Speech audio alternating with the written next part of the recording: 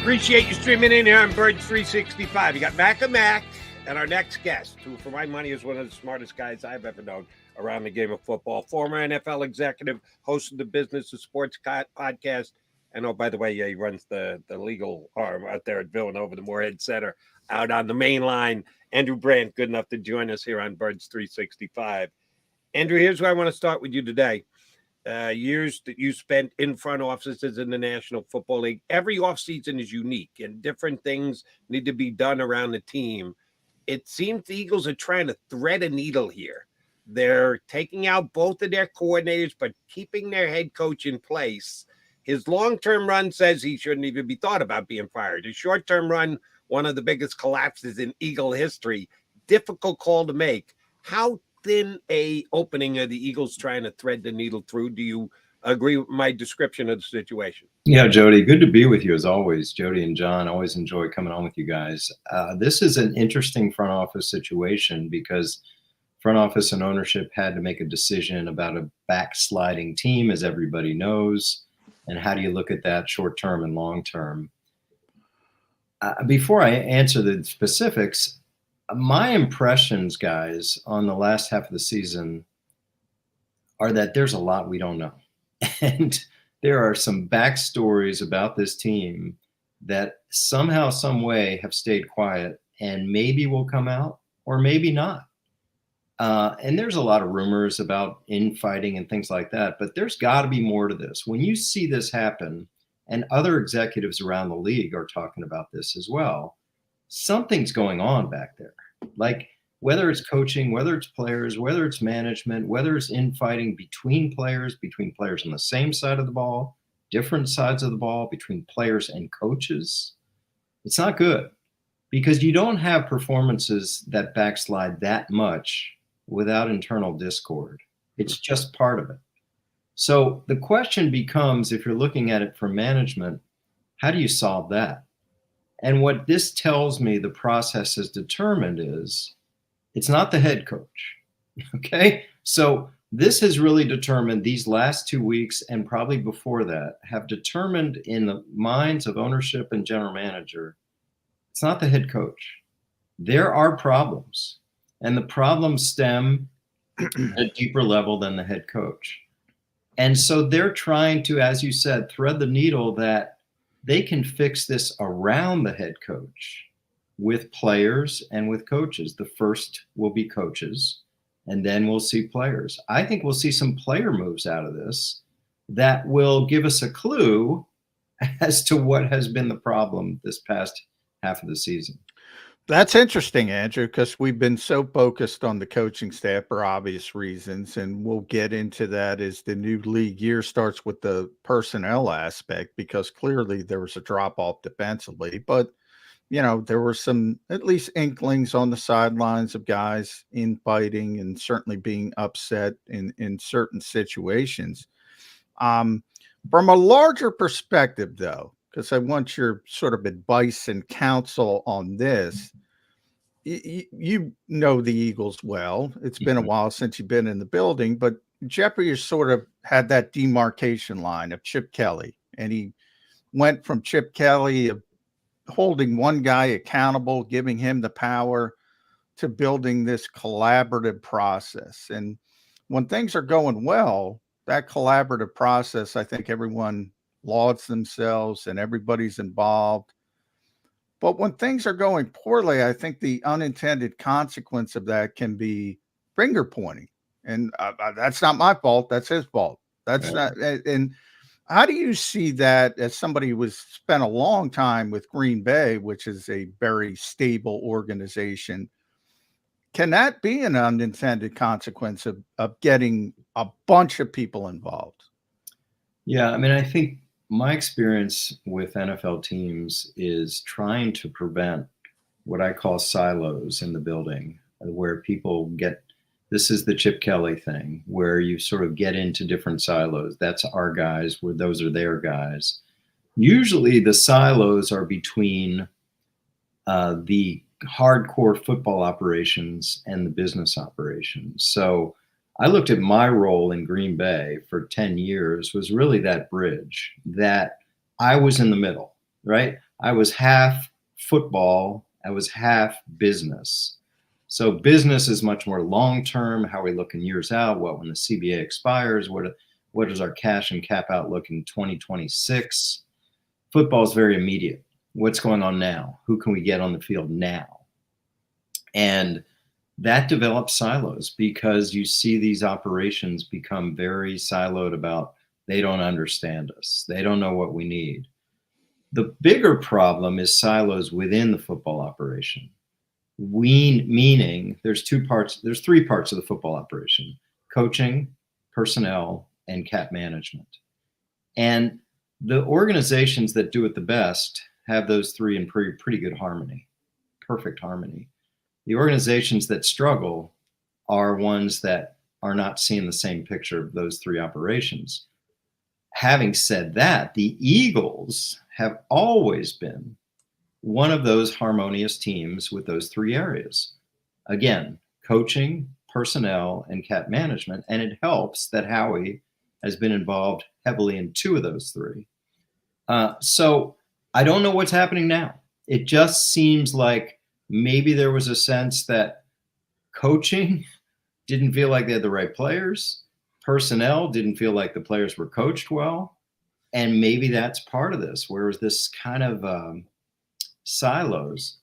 You know, I trust Howie in that role to sort of bash heads together and make sure everybody's working the same, because as I mentioned, he's been involved in cap management, been involved in personnel, not the coaching, obviously, but has a big hand in the coaching side too. All right. So do you have faith in Howie? I'm going to combine two of the Yeah. things you said about the silos and changes need to be made with the Philadelphia Eagles. They've already started that process by relieving both of their coordinators. Do you have faith in Howie being the guy to determine why Jalen Hurts went backwards this year? There was a drop off in his production. Nobody could argue that. But the question is why? Is Howie the guy to say, well, it was coaching, what was relationships, was Jalen doing too much work? That year that he had last year, where he was almost the MVP, that's not happening anytime again soon. Is Howie the guy to determine what the hell happened to Jalen Hurts this year? I think so. I mean, I think that's his role, and to evaluate, which I think has already been done, as to what went on there. This is a couple things, Jody Mack. This is like what I mentioned at the start. Like, there's got to be backstories, and I'm not speculating. I'm not going to be quoted on any of this, but like, are we going to find out more about Jalen Hurts, like injury-wise?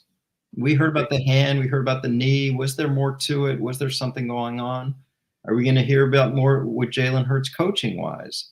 I don't know. Obviously, the determination was made that Brian Johnson, who's known this guy forever, and his family and everything else, was not the right guy.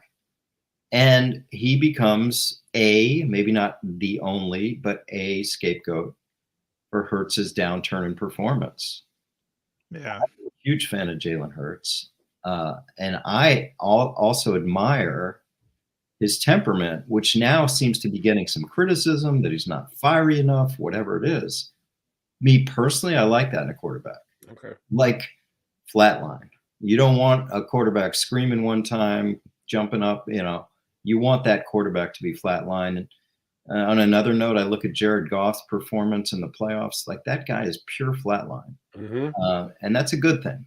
So I don't have any problem with Jalen Hurts on the field as a leader, but maybe there's something going on there. But Johnson's been the scapegoat. I mean, if he's not going to be kept around when your franchise, he's known since 10th grade or whatever, that's a problem for him, obviously. Expanding on Brian being out and being the scapegoat, which I agree completely with your thought on what happened there and how the Eagles reacted. I saw something yesterday. I couldn't believe it, Andrew. I had to look it up. There's not a offensive coordinator in this league that dates back to 2021. Wow. That's where Dave Ragone is he's a lame duck. He was 2020, but they fired Arthur Smith, so he's not coming back. We all know that. You've been out from Green Bay since 08, 09, somewhere around there. How much do you think the league has changed in that short period of time when people are showing no patience? Now, sometimes it's success. Shane Steichen was so good, he got a head coaching job. So sometimes it can be positive, but mainly it's negative. And people just can't stick with coordinators, specifically offensive coordinators. Do you think that's a problem with this league as a whole? Well, I've been talking about it this past couple of weeks on the head coaching side. We now have 8 of 32. That's a quarter of the league. If that happened every year, it'd be a 4-year turnover of the entire head coaching staff. It's amazing. It's never been like this, John. And I'm trying to come up with reasons. I think the biggest reason is what I talk about every day, what my brand is. The business. The business has gotten so big that no one's patient anymore in terms of ownership. It used to be Jimmy Haslam was the outlier, getting rid of Chudzinski in 1 year, Hugh Jackson 2 years, etc. Now he's kind of the norm. Like you look at David Tepper, you look at all these guys, like, yeah, we're moving on. And it used to be that paying off tens of millions of dollars, think about that number, tens of millions of dollars in fired coaches' fees was a problem. Now it's not.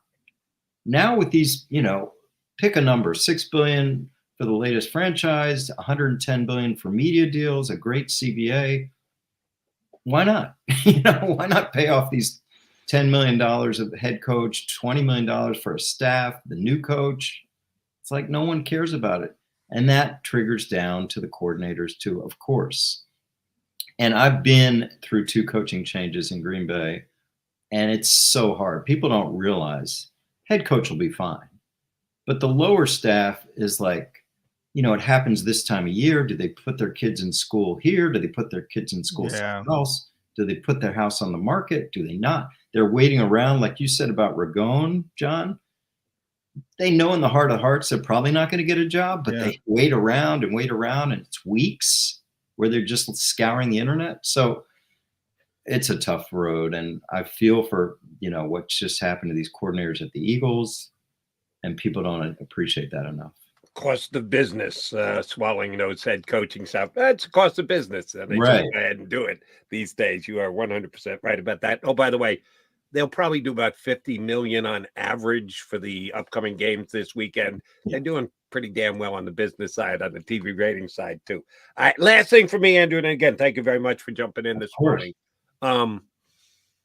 Eagles are facing a tough day today. Howie's got to have answers. Nick Sirianni's going to have answers. And then they're going to be able to get on with the business of player evaluation and player changes and the like.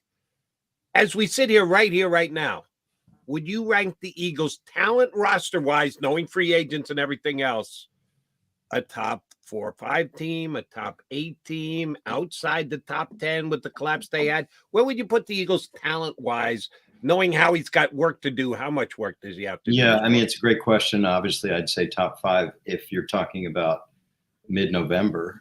No, I'm talking January 20, whatever today is. Yeah, because again, they were winning games earlier this season against good teams that they shouldn't have won. And whether it's Chiefs or Bills or whoever it was, Cowboys' first game, just through some extraordinary talent, that just overwhelmed at times.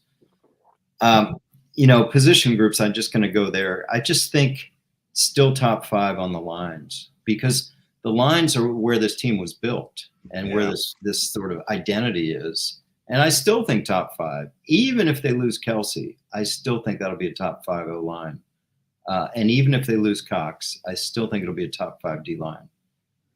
So we'll see on the other, on the skill positions, it's top heavy, right? Because you've got Brown and Smith, but you don't have much beyond that.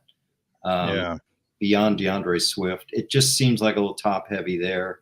And then, of course, they've got to fix the back end on defense. So I guess where that all lands is not top 5 anymore, but certainly I'd say top 10. By the way, Howie's so aggressive. You guys know this better than anyone. This roster is going to change.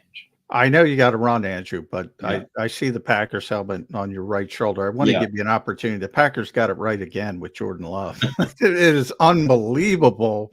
3 consecutive decades of Hall of Fame quarterback play. I'm not going that far with Jordan Love, but man, how did they do it? What is going on there? Yeah, tough couple of weeks for me because I'm a huge Packer fan still. I'm also a big Eagles fan. So tough. But the Packers game the other night against what's considered the best team in the conference, they should have won. They should have won. It was heartbreaking as a Packer fan because it was a game they had. Anyway, I don't know the secret. Obviously, I talk about draft a quarterback before you need a quarterback, and the 3-year apprentice period that we had with Aaron, the 3-year apprentice period they had with Jordan.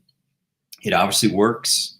Obviously, there's talent there to begin with, but it works. Can any other franchise do that? No, because obviously, if you take a first-round quarterback and you don't have a Hall of Famer in front of him, you're going to want to get that guy in there. Yeah. And that's the problem. But, the Packer way is very simple. I've talked about it since I've left 2009.